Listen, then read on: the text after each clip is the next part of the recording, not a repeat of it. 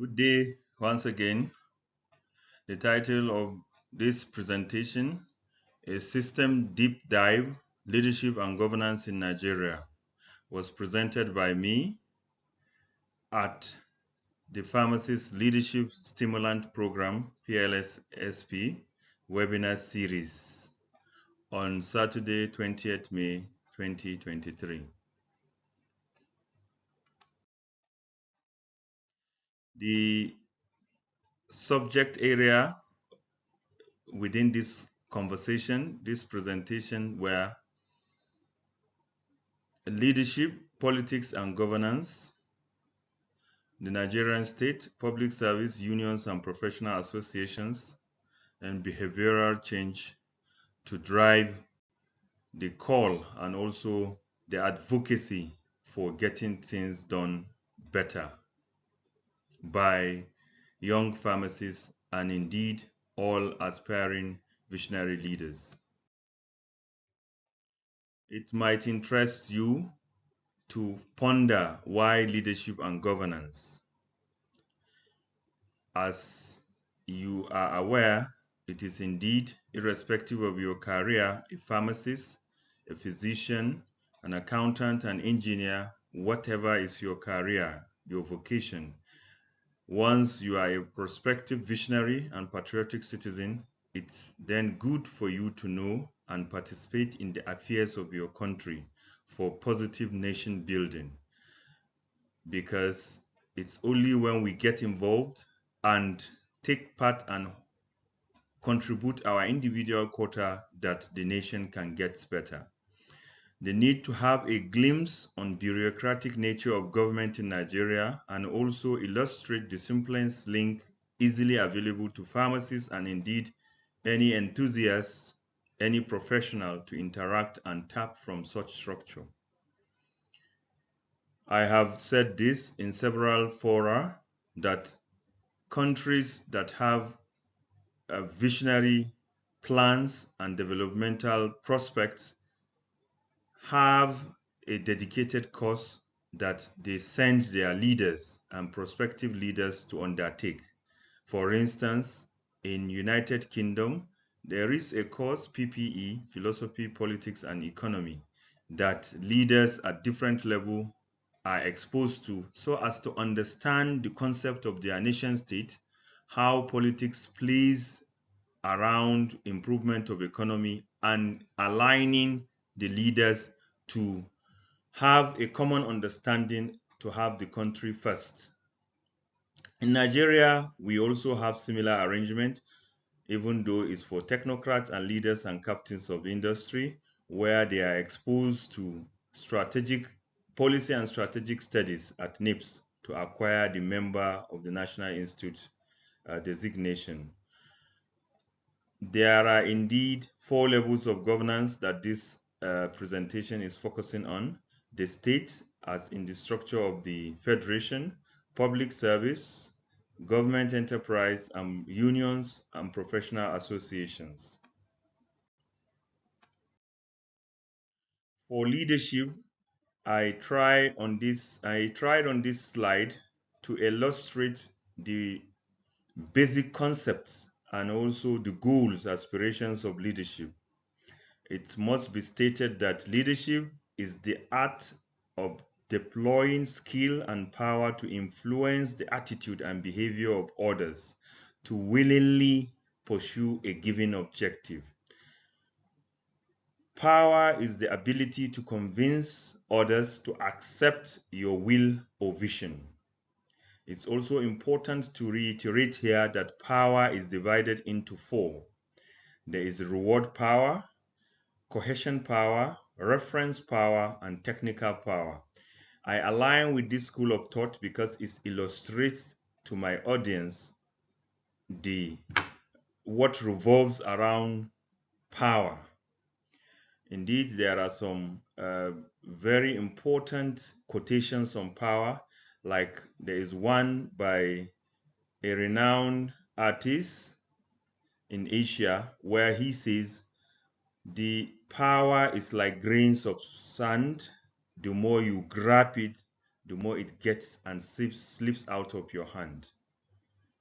So, functional areas of leadership are love for country, love for God, and citizens. Citizens as in family. So once you have a love for God, you will demonstrate that in the love for your country. And with the country, you will now demonstrate that with your family and fellow citizens, common humanity. Then another important functional area of leadership is creating vision. There must be that vision that you are driving the followers to. The leader must have a vision and he must be able to put the vision before the followers so that collectively both the leader and the followers can strive towards attainment and reaching that vision. Developing followership in getting that trust of governance through the followers, implementing the vision, follow through and achieve results, as well as team playing philosophy. Within the same concept, there are different types of leadership, but these four are key. Autocratic leader. Autocratic leadership is where the leader only tries to force his will on top of the people. Democratic leader is the one that is consultative and allows the impact and also the input from his followers. Then delegative, that leader who has having expressed his vision and he has the buy-in of his followers, he delegates some of his responsibilities to followers that are in alignment with his concepts and his vision. Then they drive it through. Then the situational leadership is the one that happens at individual occasions that arise in terms of accident, in terms of national catastrophe, in terms of uh, disruptive situations that arises. Leaders are born in such situations. Then another important aspect of leadership that I must reiterate is leadership requirements. There are some basic elements that are needed for an effective leadership. Patriotism and compassion. No matter how patriotic a person is, if he loses the compassion of being merciful to those he is leading at whatever level, then he will lose the essence of effective leadership. Because what lacks in autocratic leadership mostly and dictatorial leadership is the compassion to see things in the eye of the led.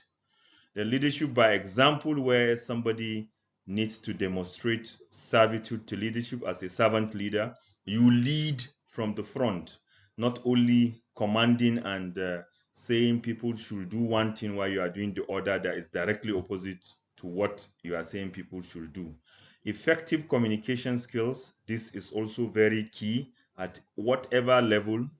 Citizens and followers need to be communicated what is the status quo, what is being done, so as to block the gaps and also not give way to rumors and mongering and other rooms for speculations. Delegating responsibilities is another requirement. Your ability not to carry everybody on your head. Know the right people to delegate some certain authority and responsibilities to execute on your behalf.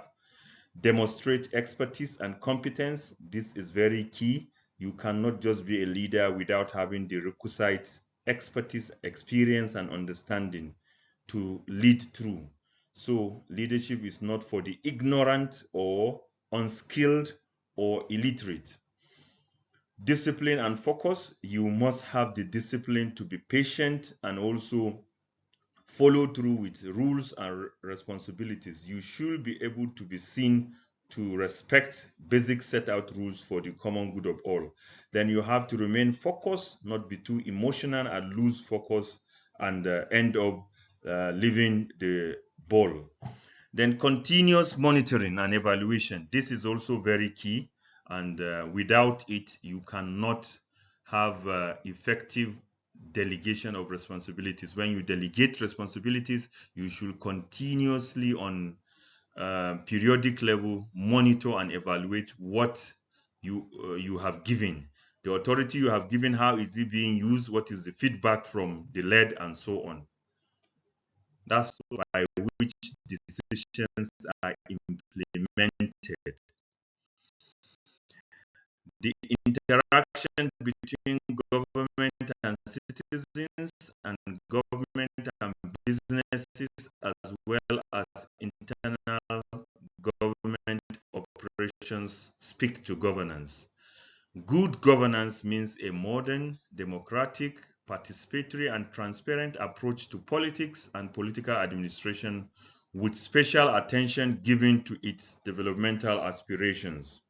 It is indeed an attribute that every citizen looks forward to have good governance. But I must say, you will not have good governance at whatever level, either at the territory, that's the governance structure level of a country, or public service, or in the professional associations, if you do not have good followership. So good governance derives from good followership. Attributes of good governance are many, but these as 5 are key. Transparency, there shouldn't be any opaque system. Responsibility, people should take responsibility. Citizens, followers, members, and leaders should take responsibility. Accountability, prudence in resource allocation and expenditure. Participation, it should be participatory, either as committee level in professional associations or in unions and in public service, in departments and divisions. There should be participation of all that are within that defined territory.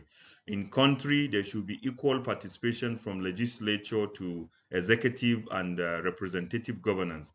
Then responsiveness, as much as possible. There shouldn't be any delays. As soon as actions are needed, they should be executed and duly. Within the title of this presentation, the focus is actually on leadership and governance, but we should have a system deep dive. So these 4 slides will speak on the system deep dive, with particular emphasis on governance in Nigeria. I decided to give a historic background so as to know where we are coming from, because understanding where we are coming from will give a glimpse to what the reasons about what we are seeing, and also try to forge ahead to determine where we are going to. Pre-colonial Nigeria. It is important to inform and reiterate that historically, before 1880, different sovereign and independent nation states with defined territories were in existence in Nigeria. 1888 was actually the year colonial masters from Britain made contact with Nigeria. But prior to that, it is important to note that there had been in existence independent and sovereign nation states with defined territories, where they have functional administrative, political, social, economic, educational, and health systems. These are what constitute the indigenous knowledge systems, and they were actually used to run those independent states, nation states. Such independent nation states had inter-territories rivalry, cooperation, and trade. This, if you are a good student of history, you will note that there used to exist the Kanem Borno, the Sokoto Caliphate. Even before the Sokoto Caliphate, there were territories of the Hausa 7th state. There were territories of the Edo, the Benin Kingdom, that is the Oyo Empire, the Egba land, and many other sovereign territories like the Opobo Kingdom. The colonization and British rule is another era of interest. That is between 1881 and 1960, which is about roughly 80 years. What characterizes that particular colonization British rule era are destabilization of indigenous structures. You must know that the existing indigenous structures were actually brought down. In some places, they were still maintained to be used in indirect system of governance, especially in northern Nigeria. Another important characteristics of that area of 80 years is imposition of cultural imperialism and so on, where administrative systems that were alien to our people were introduced, political systems were introduced, social and cultural systems were introduced as a way of acculturation, and indeed economic, educational, and health systems were also introduced to be superimposed on our people. Introduction of ethnicity and divide and rule. This is another very bad legacy of the colonial and British rule that is still hovering on us, where before the advent of colonial masters, sovereign territories existed as territories that were competing amongst themselves through inter-territories rivalries and documented wars and interactions. There were cooperations between Zazzau and Kano, Kano and Sokoto, Sokoto and Bauchi, Bauchi and other territories within Oyo, Ile-Ife, and so on, to 1960 and 1961 to 1966. The reason why I broke it into these two eras is for obvious reasons. Because the first parliamentary system, which is the First Republic, came under one of the legacies of that period is the First Republic. But it's my interest, the average student of knowledge and history, to know that between 1954 and 1960, there was a quasi autonomous parliament that was in existence, where indigenous people, Nigerians that were beneficiary of the educational system of the colonial masters, were allowed to be members of parliament and rule. Then independence occurred in 1960. Independence from direct colonial rule occurred in 1960 up to 1963, where the republic was declared. Nigeria became a republic that they can make their own law without recourse to the parliament in Britain, up to 1966, when the military intervention took place. So from 1966 to 1979, it is important to note that is the military intervention era. We had about 3 or 4 military eras, from the first one, Agui Ironsi, to General Yakubu Gowon, then to Murtala Mohammed, then General Olusegun Obasanjo. 4 of them were the leaders of the military in that era. And the legacy of that era, since it is a system deep dive to know where we are coming from, were the introduction of Naira, our own currency, and Kobo as currency to replace the pound and shilling, introduction of the new national anthem, the abolition of the native authority and introduction of local government system, and introduction of the presidential system of government to replace the parliamentary system that was in the First Republic. The next important era, which is the 5th one in this categorization, is the Second Republic between 1979 to 1983. This was the period where there was strong economy and the presence of expatriates as tourists in our centers of healthcare. This was the glowing period, the very glorious era of the Nigerian state, because this period we had expatriates that were amongst us. Tourists used to come across nooks and crannies of Nigeria to come and see Nigeria. And indeed, we had tourism boosting in the healthcare. Our centers of healthcare excellence, like the University College Hospital in Ibadan and the Lagos University Teaching Hospital, were centers of excellence in healthcare delivery. Amongst the Commonwealth, Nigeria was amongst the top 3 that other heads of states come for their medical checkup along that period. Then we moved slide on system deep dive that I was referring to. From 1984, that's the second military intervention and quasi Third Republic and interim government. That is between 1984 and 1999. In that period, we had the war against indiscipline, program that tried to bring alignment and focus in governance. Then the structural adjustment program also was introduced to realign systems of governance and also ensure copying of government structures and systems from United States and other advanced Western powers. The military presidency and June 12, 1993 election annulment is another legacy of that era. The interim national government and the introduction of 6 geopolitical zones.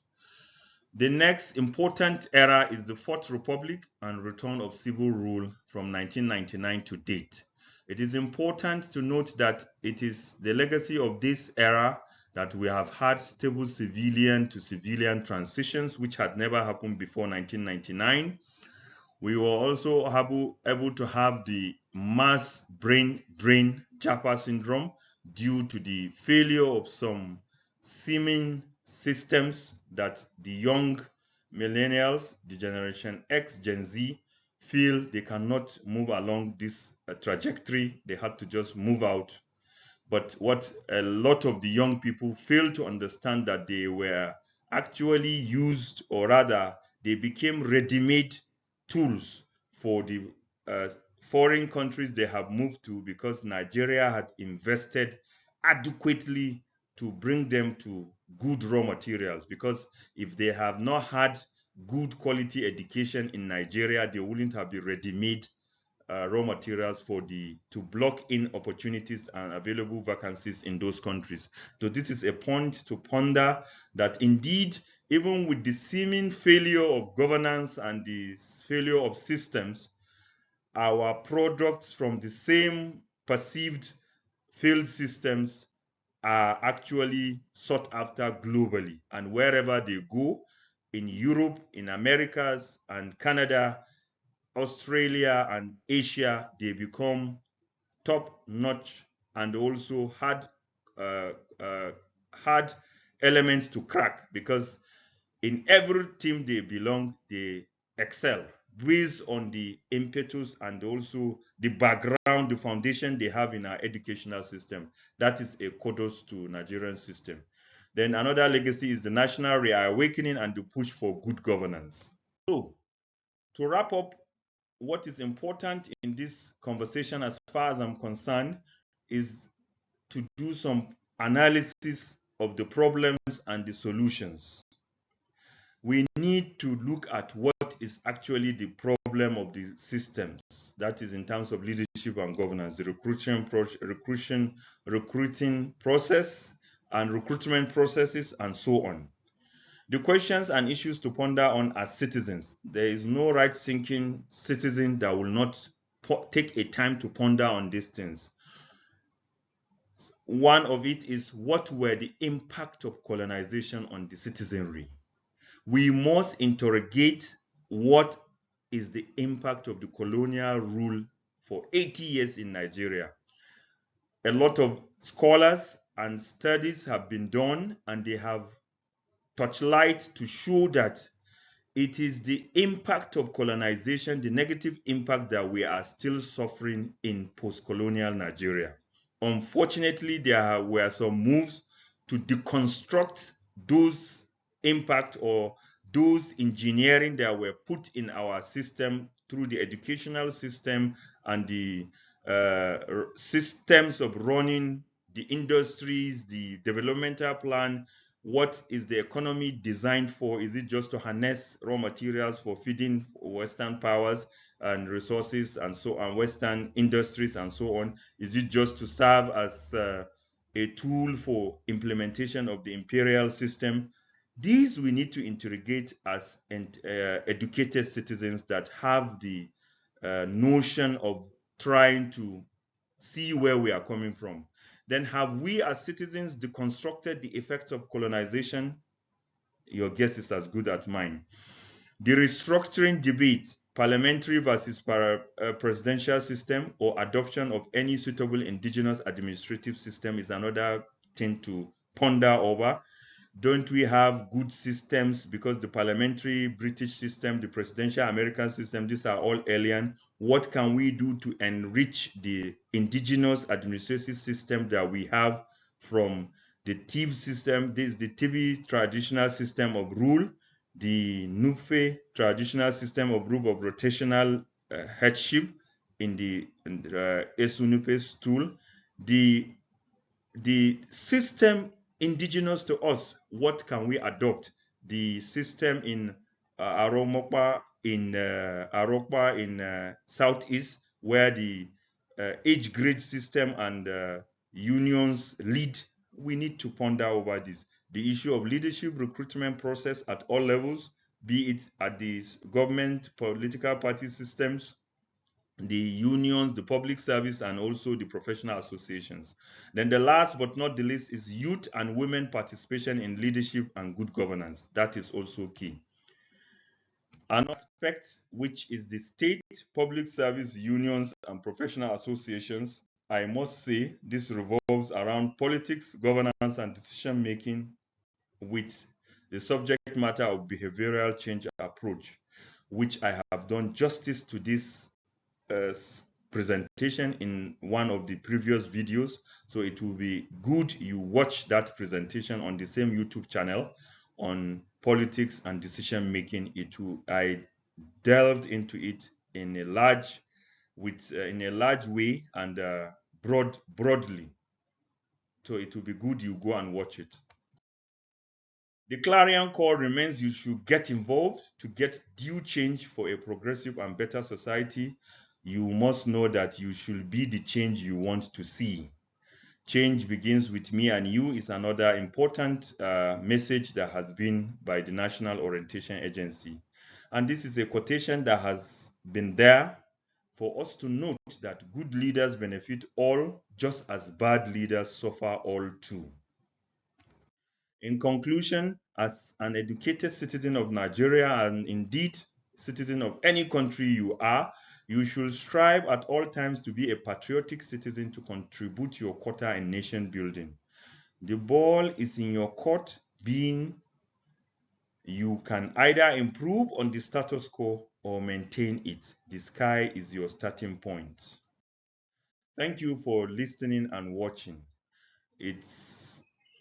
I implore you to take time, subscribe to my YouTube channel, watch, like the videos, and share.